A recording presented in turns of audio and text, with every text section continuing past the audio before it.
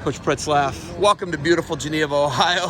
How you doing, man? I'm doing great. How are you? Good. How many guys? We got 2 left. Boone tweaked his knee a little bit last night, so he's going to pull out. But we got Shawver and Alvarez. You know I'm a Shawver guy, right? I know. The Elyria Pioneer, Ohio guy. He's wrestling great. He's up weight, but he looks great. And he beat Kolioko again yesterday, which is a big win for him. UPenn, Rutgers has some type of rivalry going on right now, so it's nice to get that one again. So fired up for him. And then Sammy's got Pitt, guy that Sebastian wrestled in the quarters at the NCAA. So you guys got, when you guys come to events like this, right, what's the biggest thing you want the guys to get out of here? Obviously get on a world team. I know that. But what do you want them to get out of this? Yeah, number one thing, we want them to be on the age group world teams. And then all the training leading up to this is really key. You know, I think it's all the preparation. You train all the time, but if you're just training for no reason, I think that's one of the things that we really try to drive home. You're training for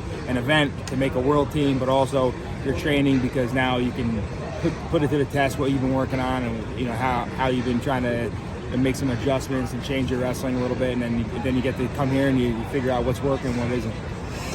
Shawver really has turned the corner this year. Obviously, you guys are looking for someone like that to be on the podium next year in the NCAAs in Tulsa, right?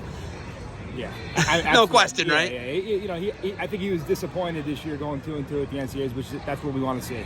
If our guys aren't All-Americans or fighting to be national champions, then what are we doing this for? So, he was disappointed being 2-2. I think his ceiling's much higher than that, and he's gonna have some competition in the room next year with Dean Peterson being down at 25 too, so that'll be good. And then there's a lot of good guys at 33 that we have, so he's gonna have a great training environment.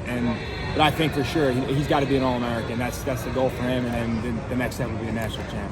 Do you guys retain anyone from this year to last year? Like you had some 6-year super seniors. Do any of those guys come back? What do you guys have coming back? We'll have Sammy, was out of the lineup last year, so Alvarez will be back. He'll move up to 41. But Sebastian, Bullsack, and Van Brill, those guys all already used their extra COVID year, so they're all 3 of those guys are graduated.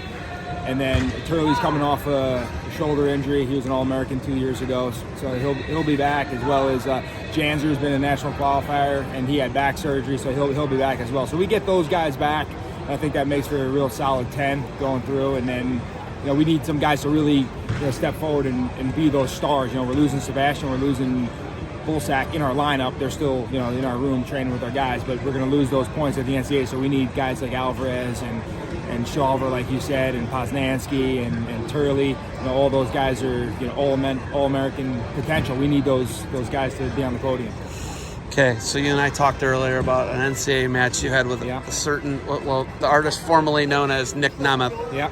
He was at Kent State. Yeah. Now he's Dolph Ziggler. Yeah. Do you recall any of the match? Do you remember he was a funky guy, right? Yeah. We were just talking about it, so you jogged my memory again. I think it was a one-sided match for sure, but I remember, and like you were saying, super funky guy, scrambly, trying to catch me in all these crazy scenarios. And like you were saying earlier, he was training like that back in Kent State when you guys were on the team together at St. Ed's guy, and he was just like a goofy type of wrestler, and he'd put you in weird situations. And I'm not so sure, like back then, the video work wasn't the same. Like, it wasn't. Going into the match, I don't think I ever even probably knew who he was.